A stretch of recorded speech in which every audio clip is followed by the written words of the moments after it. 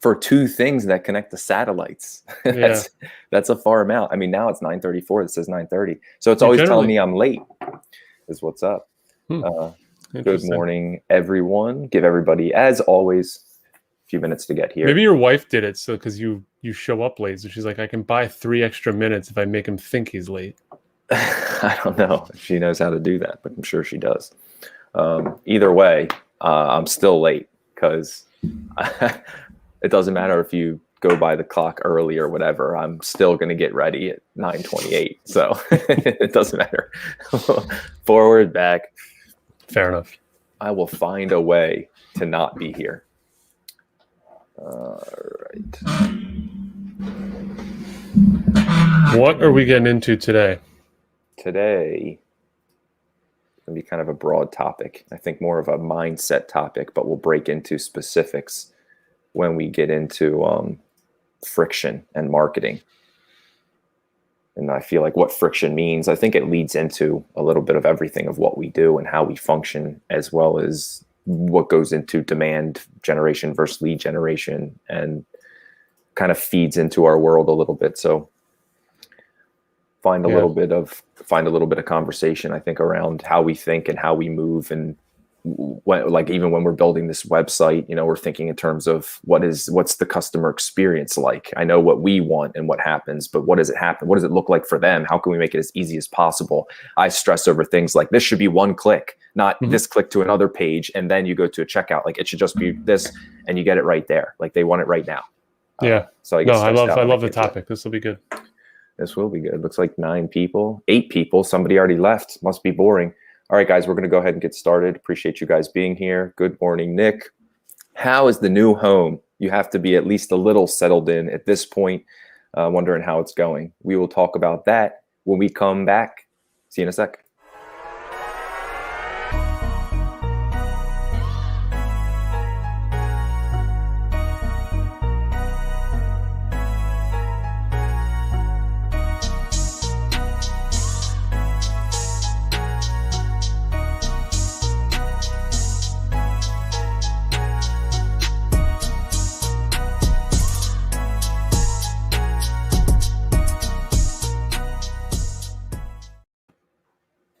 And we're back. All right. Today, we're going to be talking about marketing friction.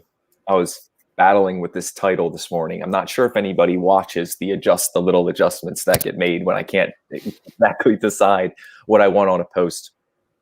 I try to do it the night before, but there's no inspiration there, so it doesn't come. And that's usually why I'm late. But today, on my mind recently with building the website, really something that I think we both care about and think about all the time is marketing friction. And I think this will be more of a high level episode, although I think we can have some granular specifics and give some examples. I kind of want to give everybody the mindset of how we think about marketing friction, a little bit about what that is and why we care about it so much. Yeah. Great topic. When we start to dive into this, let's not dive in granularly quite yet, because that's what we're dealing with in the weeds right now when we build a new website. That's the granular, extra click, extra movement. That's, very refined. Let's start at the gatekeeper level. And that probably backs into lead gen and demand gen. And we don't have to have that conversation again, but let's have the conversation about giving it away versus requiring some asset from somebody for it. Yes. So keep it high level, but give a basic example that I put on the post this morning. And my example was that if you create a Facebook ad and you have a PDF and it's called 5 tax opportunities for retirees, I notice most of the time if we talk to somebody, they say, look, I have this great white paper. I have this piece. I put it out. I ask for an email address. And even sometimes it's not, I'll send the PDF to your email. Sometimes it's, I'll send the PDF to your email, as well as soon as they go to the thank you page, they let them download right away. And they said, they're giving me my email. I'm giving it to them right away. But the friction to me is the email. So as my first example, that's where I would say, and what you're saying, which is, why don't you just give that great piece away as a piece of content, even if you're spending money on it. But just give it to people, let them download it right away, consume the content, and if it's good enough and if they need you, then they'll reach out. But Ryan, how do I then follow up with them as a lead? And my point is, somebody downloading or somebody giving out their email address, we look at, I think, old school way as a heavy piece of intent, as a strong piece of intent towards, they must want my services. They must be a retiree. They just downloaded my white paper. And now I think, I mean, I give out fake emails if I want free subscriptions and want to get through things so I can see what's on the other side. If a case is it, if somebody has a brand, I'm usually giving up an email, but giving an email just randomly on Facebook for any reason, I notice the people who do that just do it all the time. Most of the time, they don't even remember what they downloaded, why they downloaded, or they download something, you send it to their email, and they never check their email because they were ready to consume something, but instead they put it in, they forgot about it, and that's usually what happens. So I think it's more powerful to actually give somebody, take away the friction so they have the ability to consume the content and actually read the thing. You may only have 5 people who read the paper right away versus maybe like 20 people who give your email thinking they're getting something special, but they never really cared and they don't end up reading it. Yep. Scott, great comment. We'll come back to this. I don't want to derail the conversation, but I appreciate the comment. Ryan, let's stick on this real quick because I think this means so much and has so much value. One thing that I peppered with people when I was in corporate is you guys have one shot with email addresses. And if you F it up and we unsubscribe, the consumer unsubscribes, you never know what you lost on the other end of that. And what I mean by that is Ryan just said, I'll give out fake email addresses. Most people don't. We might have 1 or 2 other email addresses that we just don't use, like the old Hotmail address or whatever. But most people don't check that. So that's a Bobo email address, right? So that one doesn't matter. But the point is, if I want to buy something and you promised me a 25% coupon, but I've never bought from you before, I might give you my email address, but I'm taking the coupon and I'm unsubscribing to you quickly because I have no interest in being followed up with and put through your lead gen funnel and all of that. And when I unsubscribe, you've lost me as a lifetime customer, because even though I might want to buy your service in the future, you're never going to be able to get in front of me again without paid advertising. Like you've blown it. And that's something that I think a lot about. Like if you get someone's email address, it's sacred and treat it as such. So that's just one aside I want to put on this conversation. Yeah, I completely agree. I mean, I don't know. I completely agree. And I think it's how I function. I think about how I work. And I know not everybody is the same, but mapping my own behavior and other people's, I think an email can be nice. I know some brands that I look into it and I will check it out either out of support or whether I am interested. So I'm not saying that all email is bad, but the idea of trying to collect it rather than producing the content. And I think the difference can be for us, we know it's a long-term game, but our goal is to build an audience. Yeah, I'll answer that. So that's how I feel. The goal is to build an audience, because I know that an audience is much stronger than an email list. And even though you can't necessarily see it, even though you guys are sitting here and commenting, even if nobody was and we didn't have the numbers and it going out, I believe in the fact that the power of the content and the audience that we're building is something that you can't necessarily see unless it starts working. You toggle with some metrics in between to try to grab some type of consistency, but really it just kind of ends up working. It has to be something you're confident in, feel like something you're good at, having a good message, and you do start to feel it. You feel the progress. And I don't want to jump completely, into Scott's comment, or maybe we can just turn it to that, because it got me thinking.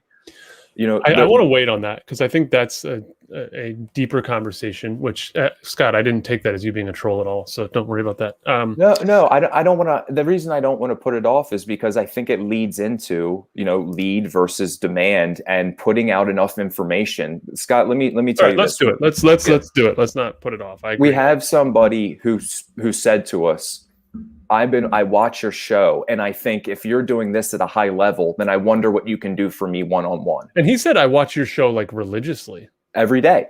That is who we look for and who we work with. And that's why when we spoke or whenever we talked or on the email, I even said, I mean, do you even want to do this?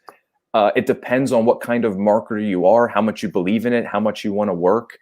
And what you want to do. It depends on your goals. I mean, we have people with hundreds of millions who want to get to 1 billion. We have people just trying to make it, trying to go up, but they're all growing. And I think believe in marketing and what we're doing and trying to put the time in to grow and build this side of their business. I would add to this, like, this is totally not a commercial. This is just how I think you and I talk backstage and we talk to our members, frankly. Our service is meant for people that are willing to kind of heed the advice and put in the work. And it's not for everybody. And the one thing I will say though, Scott, like that Ryan pointed out, that several of our members, they're like, we watch your show all the time. But then I joined because I was like, well, if I watch your show and you're talking at 20,000 feet to all of us, imagine how granular and what we can do when we work on a one-on-one level. So, just echoing Ryan's point there, but I don't know, our service isn't for everybody. I mean, we've talked to people a handful of times as like the pre-join call, and it's like it might not be a right fit, and that's so. I think bouncing back and forth and trying to make a decision there is just a human thing, and that's okay, and we're here for it. I mean, we're here to give you the free advice 3 days a week, and if there's more that you think we could provide, we're here. Yeah, I just look at it too, like I said, giving it all away for free. And giving the information and pushing out that vibe to everybody and building that audience and that aura is something that I believe is how you take something unscalable and you start to at least have the capability of scaling it with the audience that you've developed.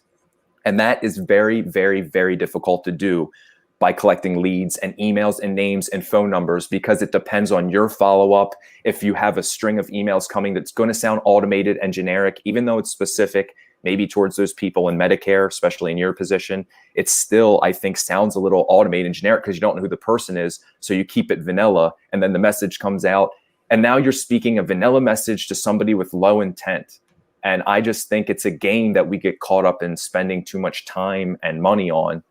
And why I'm comfortable putting this out is because I know that maybe there's people who can't watch the show every day. Maybe somebody catches, oh, right. Like we have a lot of members too. I caught 5 minutes of it, or I caught a little bit of this, or I caught the tail end. I'll rewatch that one. Maybe they just watch the ones with the guests. It just depends. So some people obviously don't have the time to sit here and watch the show. So they're using us to supplement and save that time and plan. Some people watch every single show and still work with us and say, I heard these 5 topics this week, but how does that apply to me and my business? And that's how we bring it down to the ground level and why it has to matter to you. You have to like what we say and you have to listen, or you're going to be upset. And that goes for anybody. If I always say, try us for a month, sure, because I would like to make the extra money and I think you should give it a shot.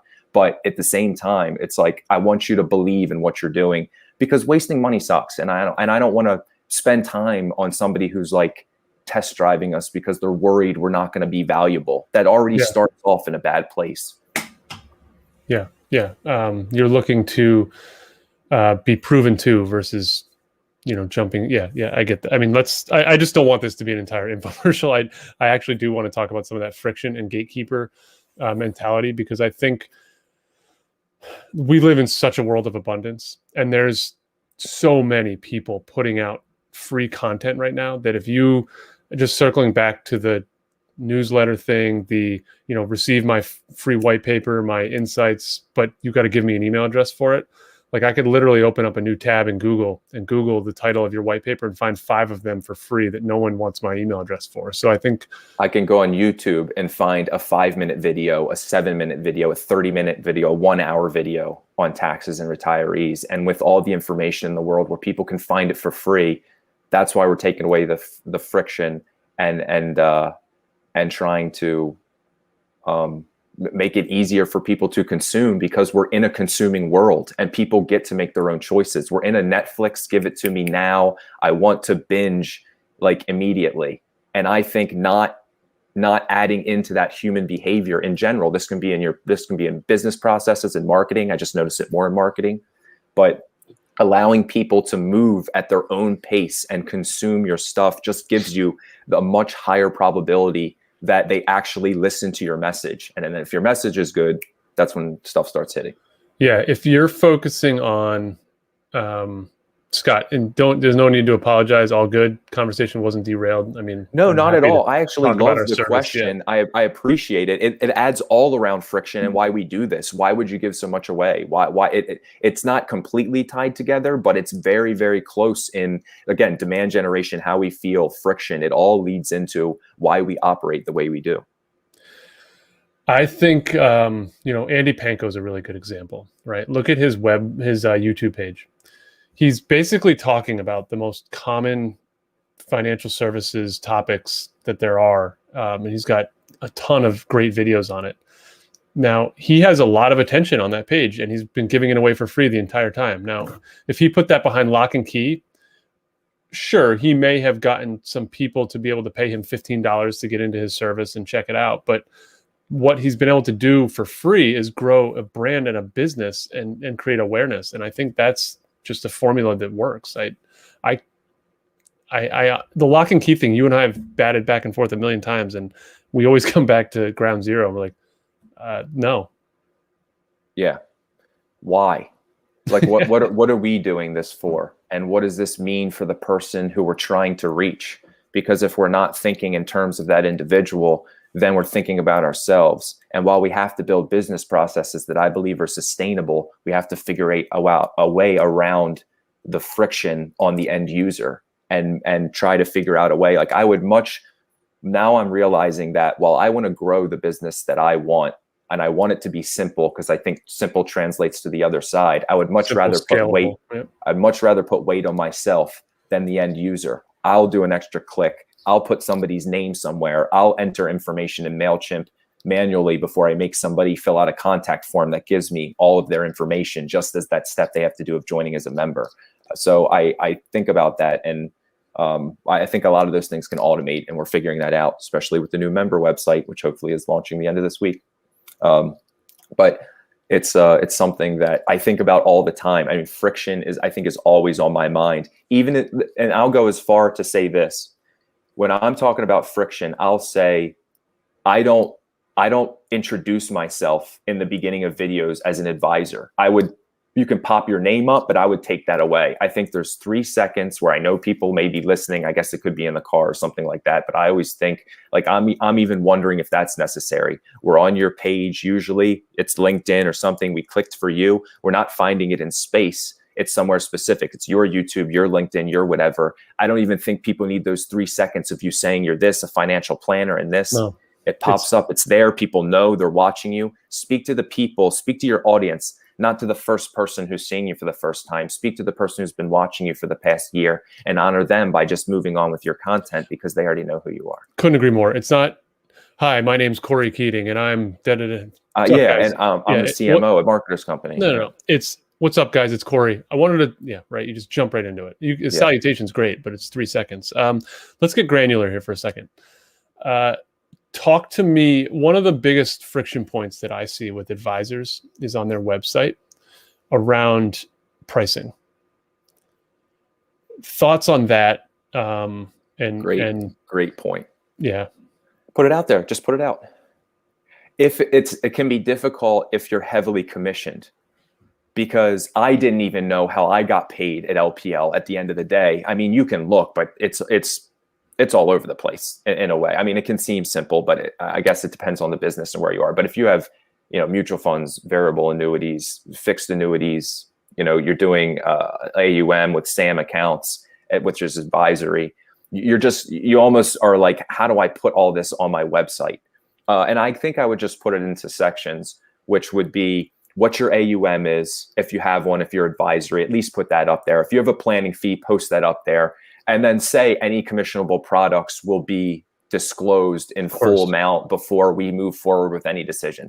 That's how I would blanket it.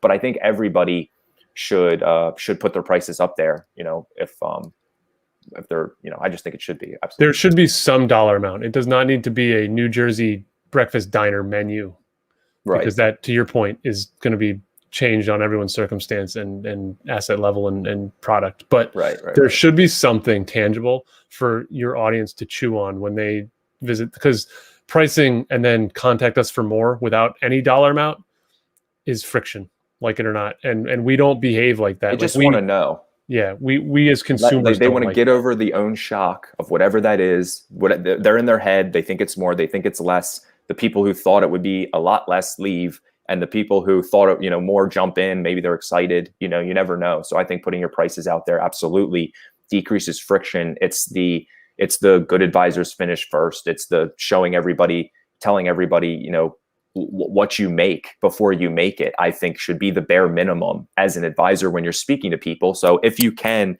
in a neat way, I don't think you should be afraid of putting it on your website. Not only not be afraid of it, I think you should lean into it, because we have to map our own behavior. This just goes back. Like, if you guys come visit the MCO website and it's like, call us for more information, you're like, all right, do these guys charge $500 a month? They charge $50,000 a month? Like, what is it? Like, you lose so much of that follow through with the lack of clarity. Yeah. And I think where we fall into that category too, with what we're doing now with the website and thinking about opening up website services and things like that, I think we feel comfortable with creating that floor of saying, look, this is where we start, and our price. And I like to think about it like this: price is two things. It's value, and it's also qualifying the amount of work that you want to do for somebody. So I would say feeling comfortable with maybe a $1,500, $2,000 financial planning price means that either somebody has the means to pay you when they see that, or they know that they have enough going on and enough questions. So you have enough planning. Not only does it give you your 2,000, but it gives you the opportunity that you're really looking for after the planning, which comes from the AUM, the possible insurance, and setting somebody up on their 401k, which could lead to a big win for you in 5 to 10 years. Yeah, Ryan, let's tee this one up from Nick, because it's a question that you've been pushing on. I'm going to let you answer it first, and then I will jump in with my thoughts. I'm battling with this too. I'm not going to lie. One of the things I've liked about one website, and I think it's the Sasha group, I can't remember if it is, you scroll through and wherever you click up top, it takes you to the one page, and it basically navigates one. The answer is both. Okay. That's where I was going with it. It's both. So I like the one page and the header that leads through the one page. I think that keeps it really smooth. If you can put it there, it helps you navigate. Because in my head, honestly, I keep thinking less is more, keep it simple. And we keep trying to think of what can we take away up here because it feels too busy. And we think about having that homepage landing. I'm literally thinking about that in real time, Nick. And I don't know what capabilities we have, but we'll be doing both, I think, because of possibly what we have to do, but also, do you think it's a good idea to let people navigate that way? Like, people appreciate their own pages? I said both because I believe in both. I don't think it's either or. I think it's and. I do think the continuous scroll forever, I don't like. there has to be an end to it. Like, don't just, like, if I'm scrolling, it's like you're not reading button, not that. Yeah, no. But website, like a real website, like just ours, all of our pages in a row, in sections. Yeah. You're scrolling now down. I will say that some of your pages have to have more depth, and when you're scrolling, you're trying to cram a page inside of that banner area, right? That one screen area. For that, I do think it works to write learn more or more. I think the button on the scroll is fair. So it's a blend. And I think that's where the world is going, and I'm a big fan of it. I don't like choppiness, but I also don't like, and you can scroll the whole thing forever, because then you can't find where you were. With Kajabi, could we ever build a workspace website and then connect it so that's just the membership that signs in, or do you have to go through Kajabi? Do we know that? You could always build a WordPress site that then you go to log or go to join and it brings you to somewhere else. But Okay. I mean, Yeah. you Well, might as well have built one in the first place. yeah.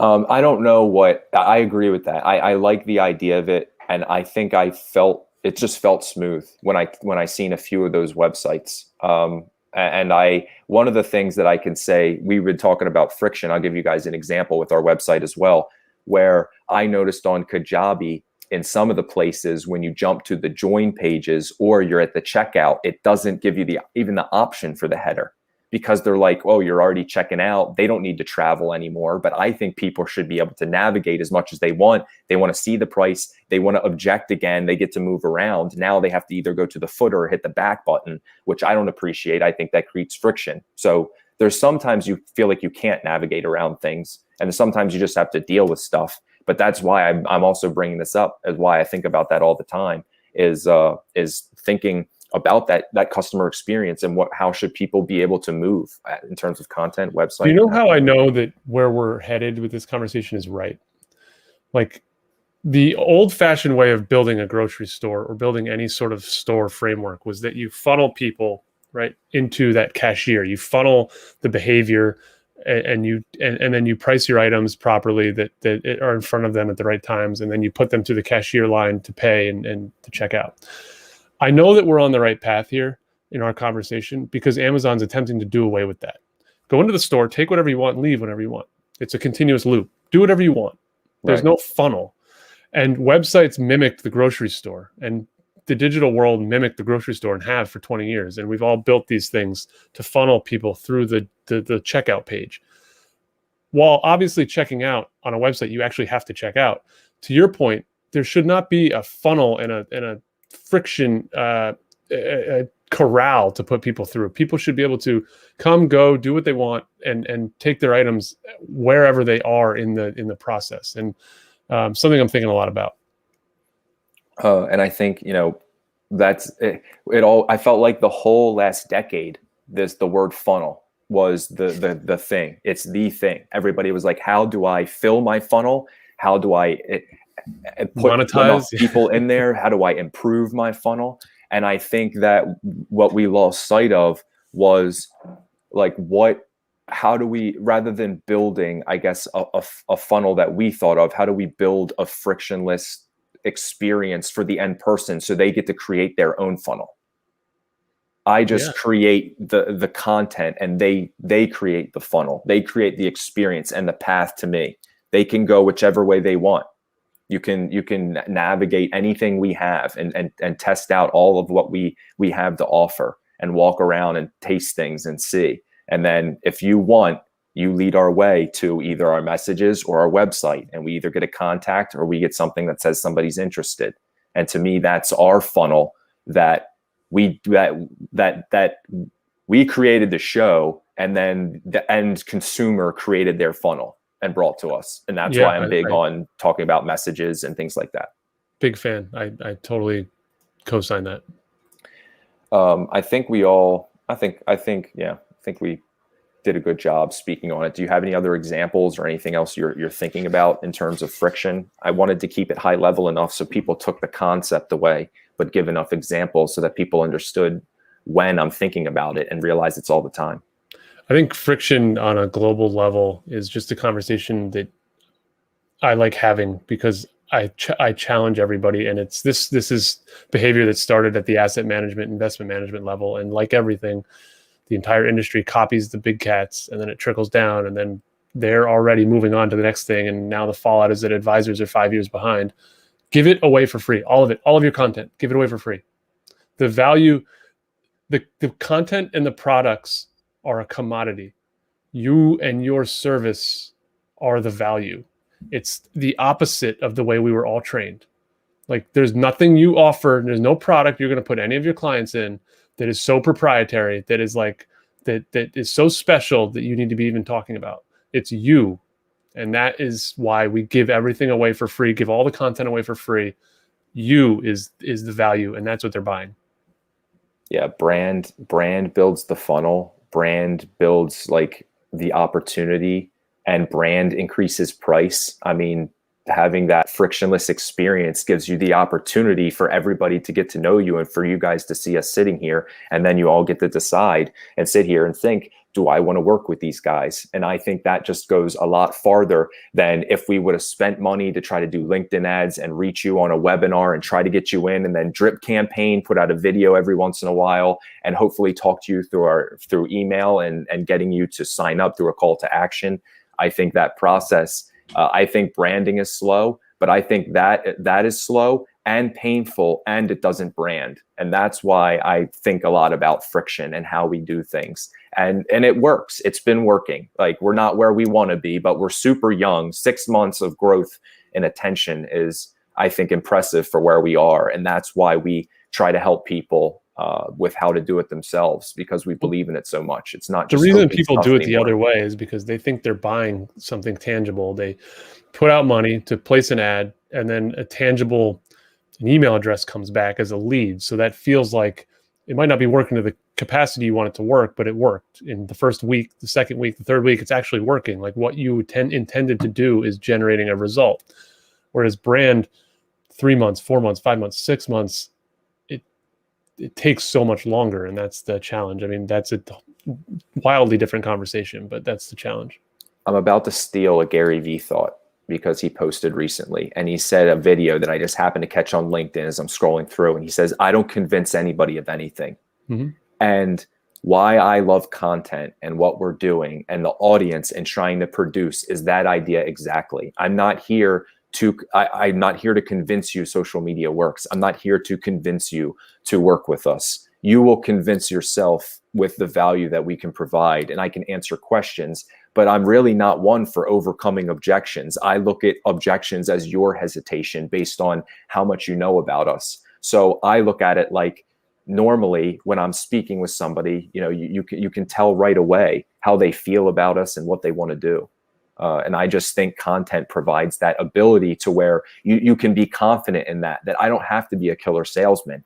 This is what we do, and this is who we are. And you get to see it 3 times a week, and throughout content on YouTube. You can listen to our podcast if you miss an episode while you're working out.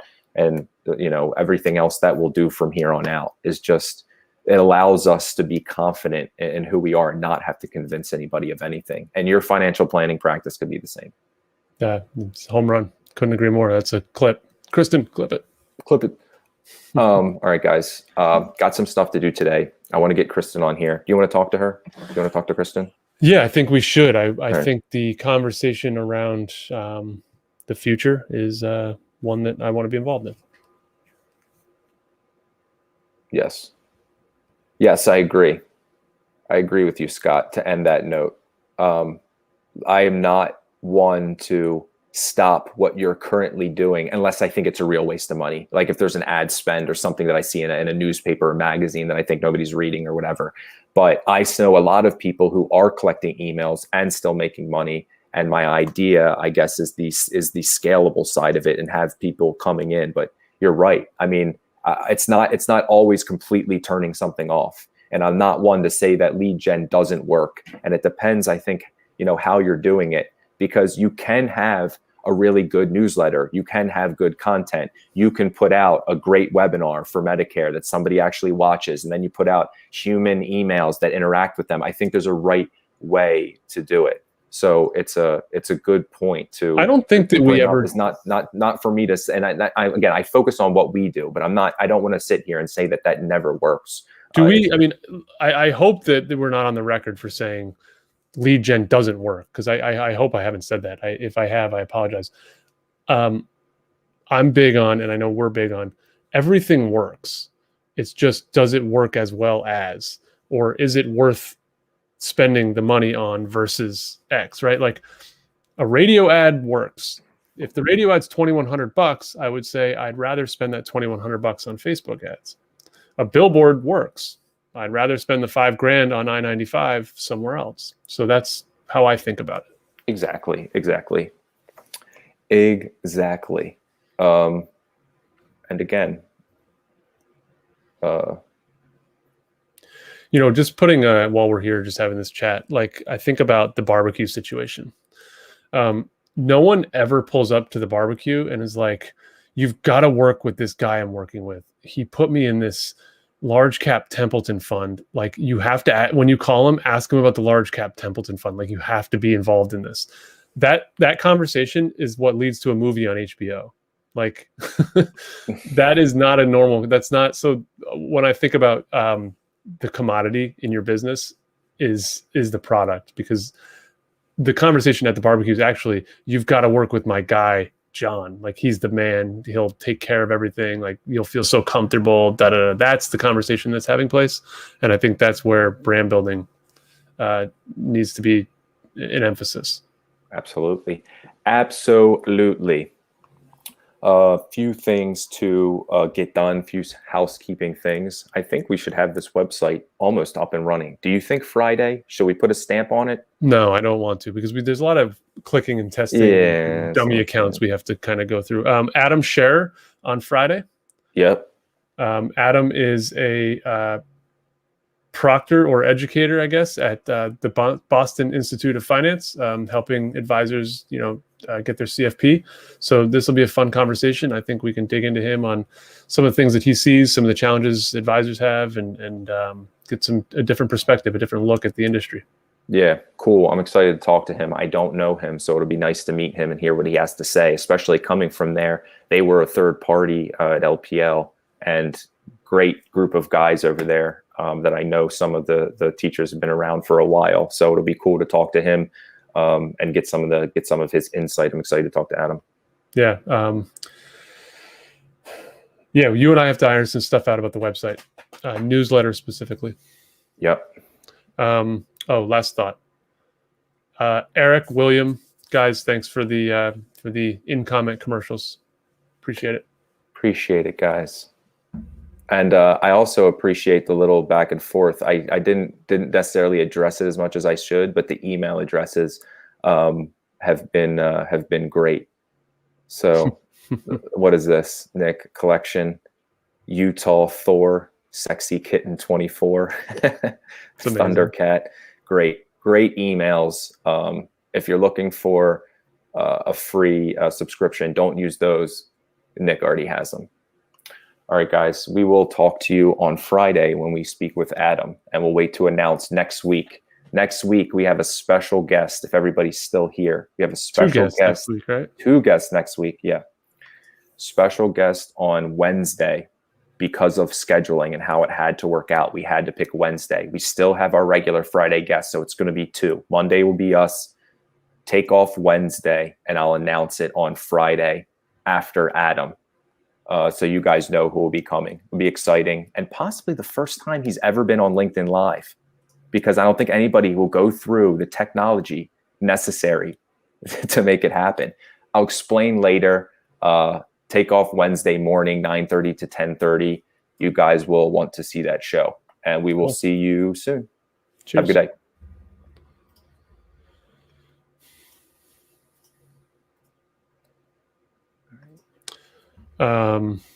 Good high level topic. Yeah. Sometimes I hear something and it can be very applied to advisors. Sometimes it feels very high level, and I want to bring it down more specific, so it's like an actionable thing. But what are you going to do? Well, every show can't be a grand slam.